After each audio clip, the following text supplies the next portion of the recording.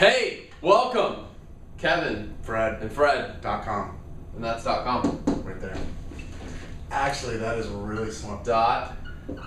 This is how we come up with ideas on the spot. You just saw it happen and I like that. Well, hey, welcome. Thanks so much for joining us. We appreciate it. So, today's topic I want to share a little bit about actually comes from a leadership series that I'm doing at church right now.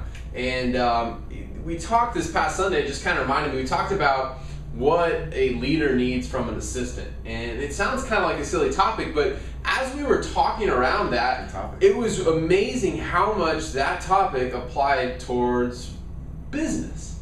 And sure, there's obviously examples in the Bible of assistants for leaders and stuff like that. Moses had Aaron and all, et cetera, et cetera. But the point is that as we were teaching and going through that series, what kind of popped into my head is that every stage in our life, I think there's always a relationship where we're assisting somebody above us, if you will. Sure. And there's always a situation in our life where at least one or more people below us are assisting us. And so what it got me thinking as we were doing that series is, as I'm growing my business and I'm looking to find more talented people and be in relationship with more talented people, what kind of assistant am I to the people at my level or above me? And am I expecting the same things from the people who kind of assist me, if you will, in my business? And I think that transcends business. I think it's about life. If you're married, maybe you have kids perhaps, and your kids at some level, like depending on their age, you're kind of their assistant when they're really young, right? As they grow older, they start assisting you. So it's just interesting to see the relationships that we have, and do we have the same expectations to the people that assist us as we do when we're assisting others? Yeah. And so that's really what came to me as I was going through that series, is just, what do I need to do in my life and my business to kind of improve how I am an assistant to the people that I'm in a relationship with? Sure. And they may not be above me. Maybe they're at the same level. Maybe it's in your spousal relationship. Maybe it's with your business partner. So not really above you, but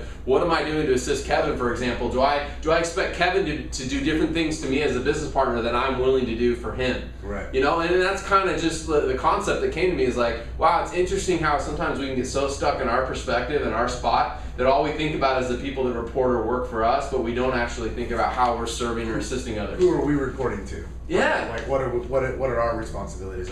I think that's good, because what you might find, you can find that you have different expectations for yourself maybe than you have for those who assist you. Correct. Or possibly report to you in a professional environment. And you know what? It could be on either side. You might actually hold yourself to a higher standard than you expect. Then you're holding the standards for the people that report to you. Mm-hmm. I got to tell you, that's not any less of a problem than the opposite.